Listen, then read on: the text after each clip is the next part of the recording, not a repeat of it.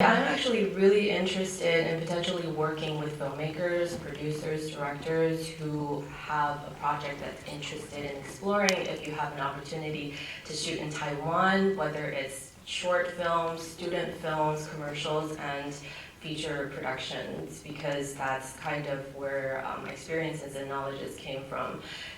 So I'm really eager and excited to talk to anyone who has an idea about that.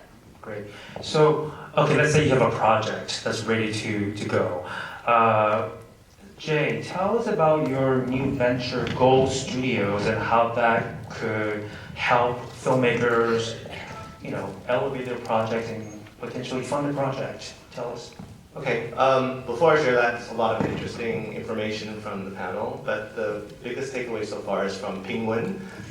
Sometimes you have to go thousands of miles away from home to really know your country, and I guess our country is full of closeted BDSM fanatics, regardless of sexual orientation. So I'm sure your project is going to do very well. So we're also here with a short in the program, Fellas That Are in the Mood. So from that title, you can imagine it's also quite erotic and sexual as well. So please come check that out. It's called The Gentleman's Spa. And so now back to something not so erotic, a production. So before I talk about Gold Studios, maybe I can share with everybody the queer filmmaking ecosystem that we've been trying to build in Taiwan. So back in 2017, I started Gaga Ulala, which Barney mentioned, and that's after doing 3 years of the Taiwan International Queer Film Festival as a founder. And I realized there are more effective ways. Film festival like Outfest or like our TIQFF is very important because it's one of the main anchors for the LGBT community. But to service films all year round, daily, I think we need to maximize technology and internet. And especially not just in Taiwan, but other parts of Asia where having a film festival is even illegal or extremely underground. So I created the Gaga Ulala in the first quarter of 2017. Currently it's in 21 countries in Southeast Asia, Taiwan, Macau, Hong Kong, and we just launched in South Asia in June. Currently it has about 200,000 members, and we started with 300-400 movies. Now it's over 1,000 from all over the world. But about 30% of that is from Asia. We're constantly soliciting or requesting content from all over the world. But while we were launching Gold Studios, we attempted to doing our original content as well. That has done well. We worked with a Filipino filmmaker, Joselito Autorejos, to do a feature film that was shot entirely in Taiwan, but with a Filipino perspective that traveled many film festivals, like around 40, and doing our original shorts. But we quickly realized that if we are to be kind of a regional or a global platform, it's difficult to create and develop with our Taiwan perspective. And also it's very difficult to develop a distribution platform and at the same time delve so deep into so many productions. And so earlier this year, we rolled out our Gold Studios, which is our production arm. And it's a kind of like a crowdsourcing, not crowdfunding, but crowdsourcing platform where we solicit projects from all over the world to launch on our platform. And we use our platform to connect, whether it's financially or manpower or resources or a venue or with film commissions all around the world to help them raise the additional funds and find the suitable crew. And of course, we pick from these projects that we launch, some of them, to become investors ourselves. And so instead of before, where we were almost investing 100% in these projects, basically we've increased our budget and spread our projects around so that we can be minority or gap financiers and marketers and distributors in all of these projects. So when we rolled out our first slate of projects, we have projects collaborating with the PBS here in the US on a documentary film that will be on PBS soon. That's about surrogates in Boise and their gay intended parents called Made in Boise. We're doing a co-production with Germany and Spain that is shooting next month. We're doing a lesbian film that is shooting in Singapore and Taiwan. And we, of course, Gentleman's Spa. And we're collaborating with a Teddy Award winner, Zhou Meining, Zero Zhou, on 2 lesbian projects. One is a web series about a butch flight attendant, and, and that's shooting right now in Singapore. And then another one shortly after is about a lesbian murder mystery that takes place in Taiwan.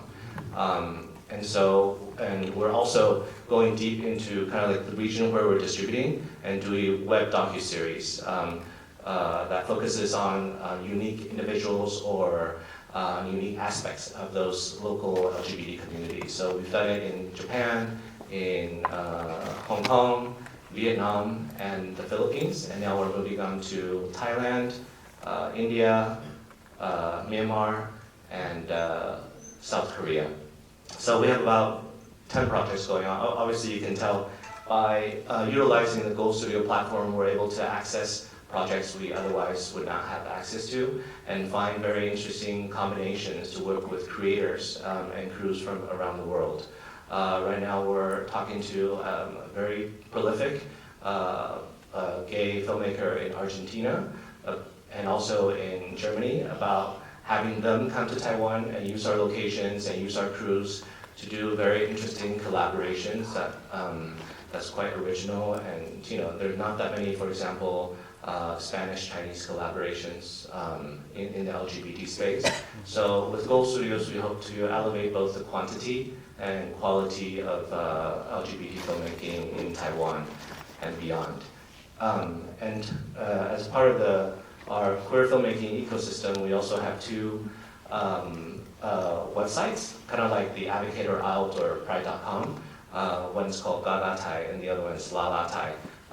Lala is a term for lesbians in Chinese, so that's exclusively for lesbians, and Gaga is one for gays, and they have millions of hits per month, and we use that to promote the films, and also we use that to crowdfund for some of the projects that we are launching on Gold Studios. And the last part of the ecosystem is kind of our devotion to our community and advocacy. Of course, earlier I mentioned our involvement with the Marriage Equality Coalition in Taiwan.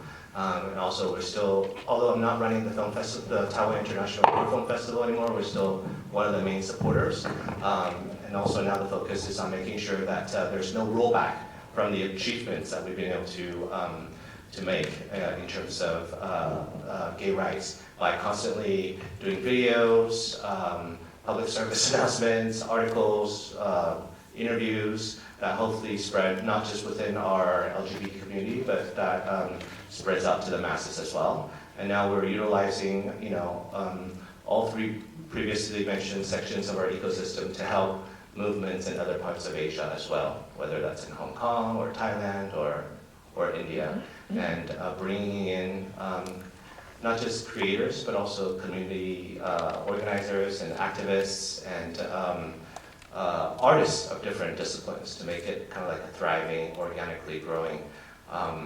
LGBT creative hub based in Taipei, but definitely shared and can be used by everyone in the world.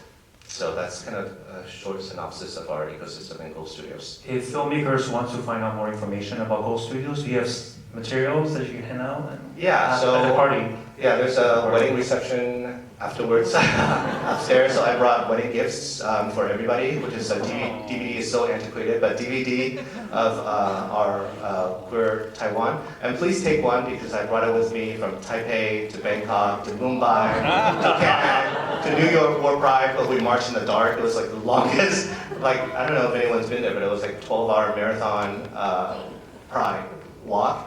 And now to LA. So please take one. I don't want to bring it back. Even though we don't have a DVD player, just ask your parents and go watch it on home. And also brochures about Gold Studios and about our service. So please come talk to me. We'd love to find creators to collaborate with and to fulfill your project and collaborate with you in any way we can. Whether it's just to let people know about your project or to finance your project or to distribute your project. I'm very happy to talk to anyone who's willing to talk to me. Yeah. So I have a couple questions for the panelists, but we only have 15 more minutes, so I do want to give the audience some time to ask questions, if anybody has any questions.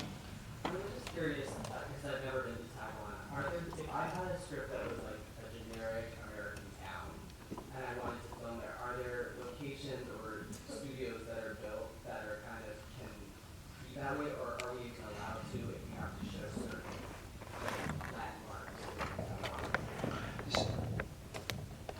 green screen. No, but there's a show at Netflix called, it's a Taiwanese tale of the two cities, set in San Francisco and Taipei. A lot of the San Francisco shots were shot in Taiwan. But you have. Yeah, so if you're saying your film is completely American-based? Yes. Okay. I think Taiwan welcomes all kinds of films, and one great example is Silence, because Not Silence by Martin Scorsese, it released in 2016, and that was a huge project for Taiwan, and it has nothing to do with Taiwan scenery and locations. If any of you have seen it, it's about 17th century Japan. And of course, because Taiwan has been colonized by Japan for 15 years, so it has the advantage of some beautiful locations that kind of can replicate that. But there are also 2 major studios up north and one in central Taiwan near Taichung that's currently being created, and they are heavily equipment rentals, and they have green screens and they have sound stages. So your project is good enough, for them to. If you apply their incentives, it's still very highly possible to shoot some of the scenes that need sets to be built, as well as location scout throughout Taiwan. Like, what are the sceneries that could kind of double for your script? Because many films, including Silence, is just a really good example that it has nothing to do with Taiwan, and it was shot there, and it was funded there also by the government in addition to their own funding. So yeah, it's a potential. You shouldn't give up without trying. Especially if 50% of the budget could be. Yeah, Right? So I want to give everybody the opportunity to get to know Taiwan a little bit better. So this is an island, right? So in terms of location, Taipei, capital, Kaohsiung, Tainan, they're like cities, big cities, Taichung, big cities. So location-wise, you get a lot of cities. Now, this part on the right side, on the eastern part, is more mountains, a lot of mountains. So you get a lot of mountain shots. And obviously, this is an island, so a lot of water. From top to bottom, from Taipei to Kaohsiung, you could, through bullet train, it's literally 1 hour and a half. 1 hour and a half. So even though it's limited in terms of location, you could actually shoot a lot of stuff within a very little time. Can I add to that?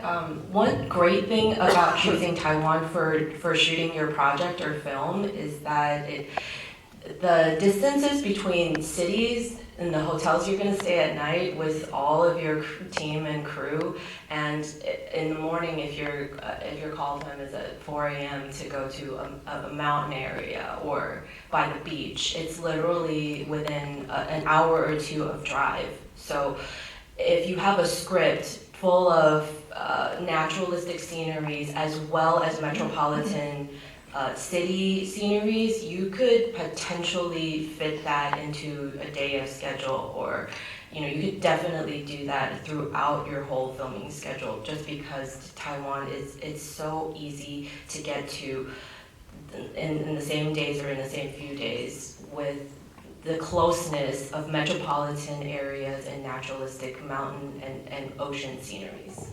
Yeah. That's incredible. Any other questions? Well, I have a question.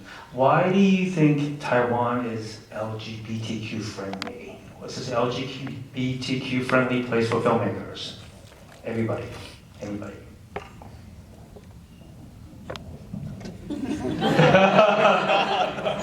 I want to make the example that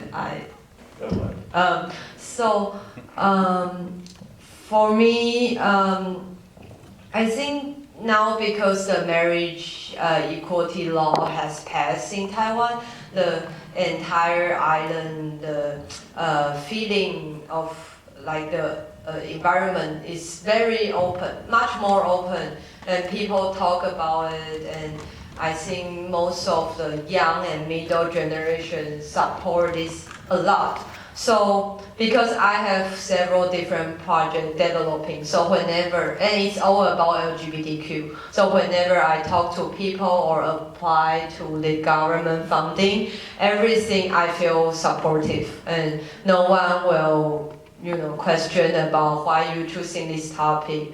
And I want to make an example that my feature film project, Legalize, was selected into a NAND workshop. It's a NAND workshop from France and cooperate with Taipei Film Festival, and they have a workshop to train first-time feature director every year.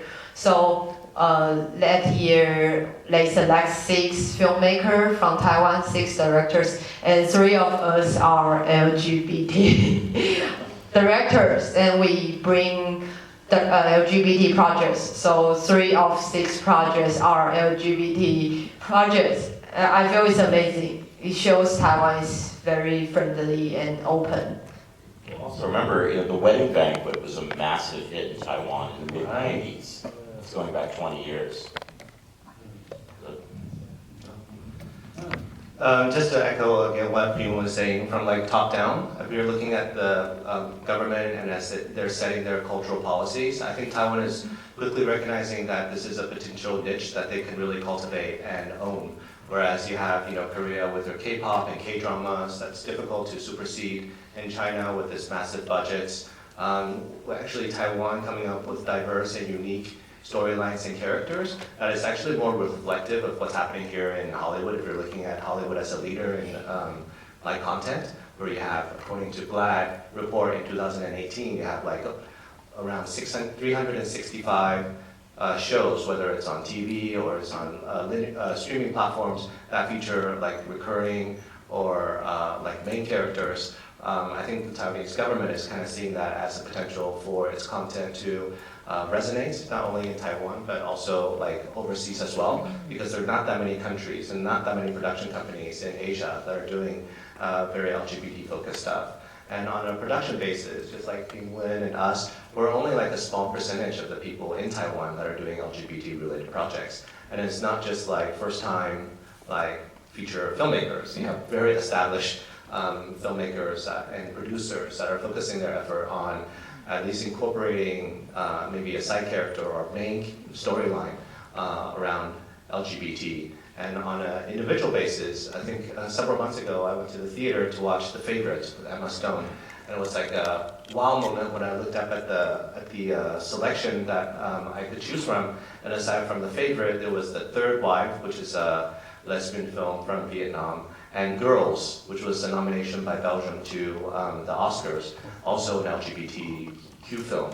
And so on a sort of consumer basis level, it's LGBT films are not on the fringe. It's moving more and more towards the mainstream with films like My Dear Ex that was later sold to Netflix, and Bohemian Rhapsody and Rocketman also doing quite well in the box office. So from top down, there's like a fundamental transitioning of cultural strategies, production strategies, and culture and viewing behaviors that are changing. For example, like the BL, like Tofu Girls, is that what it is? I don't know what it's called, but that's a massive market.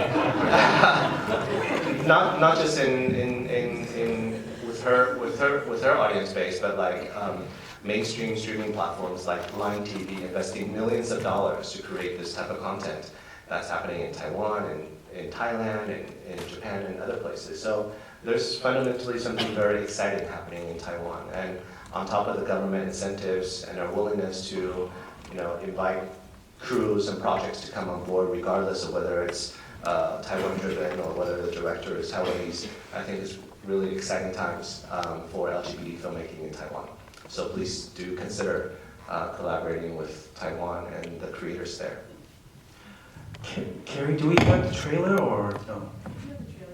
Okay, so we're gonna show, one more question. Okay, we're gonna reserve 30 seconds to watch a trailer after the questions, right? Yes. Okay, go ahead. Yeah, so how much was the budget for a movie that you shot with the Chinese brothers? Talk about that at the reception, privately. Or we can talk about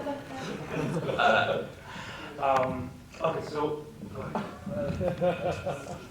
Whatever we're talking about, I mean, incentives, but from a creative perspective, I wonder what are some of your attitudes toward Hollywood, right? Because culture is public transport, and you want to make LGBT shows.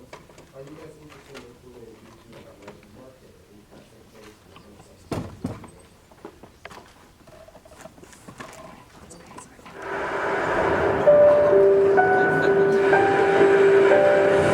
How far can two wheels take me?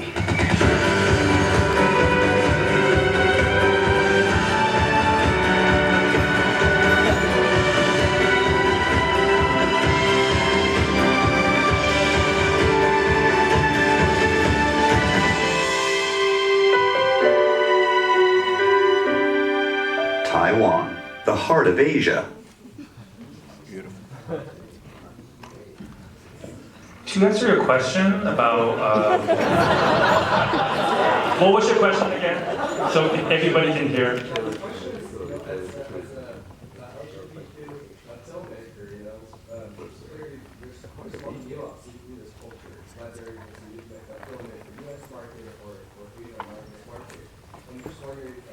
what's your attitude to making, let's say, shape film in more American market? As something that I think a lot of Taiwanese companies are very open to collaborating with international partners and filmmakers. So yeah, what do you think? Go Studios and. Well, definitely through collaboration and co-production. As I mentioned earlier, we're doing a project with an Argentinian director, and hopefully that will translate into opening sort of like the market base and speaks to the people in Argentina. We're doing films in Spain and Germany through the lens of our partners who are like the directors there. So, and finding those nuances that could, translate to different markets. So it's definitely through constant collaboration and discussion with the creative team that hopefully consists of people from different markets and different nationalities and different backgrounds.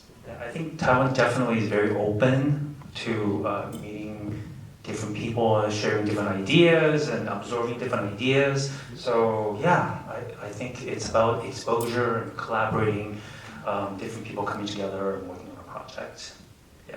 Come to Taiwan first and then discover for yourself. Well, I come for Taipei Pride. It's the largest Asian pride. Last year it was peaked at 150,000, but with the passage of marriage equality, I'm sure it's going to be even higher.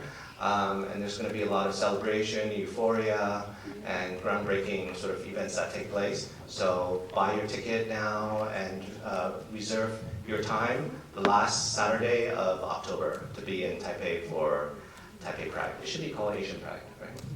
Just kidding. Or Taipei Pride. Okay. So there's going to be a reception right now, actually, on the 3rd floor at the VIP Filmmakers Lounge. I'm inviting everybody to go. There'll be a lot of Taiwanese food, drinks, and yeah, I'll see everybody there.